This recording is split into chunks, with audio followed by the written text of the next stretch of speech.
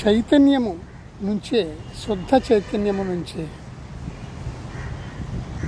సముద్రాలు, పర్వతాలు, నదులు, చెట్టు చేమలు సమస్తం ఉద్భవించాయి. ఇదంతా ఒక అద్భుతమైన ప్రదర్శన. మాయా ప్లస్ ఇంద్రజాలం ఎవరిది? చైతన్యంతోనే ఇది ఉద్భవించింది. దీని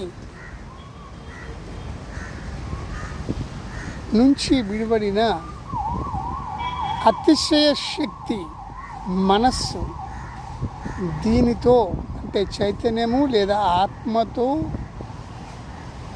బయటికి వచ్చిన అతిశయ శక్తి, దాన్నే మనస్సు అంటారు. అది ప్రతి జీవిలో ఉంటూ ఆ మనస్సే ప్రపంచంగా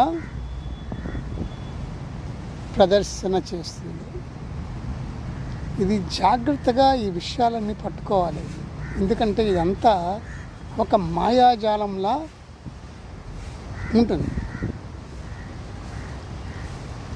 ఇది ఉంటా.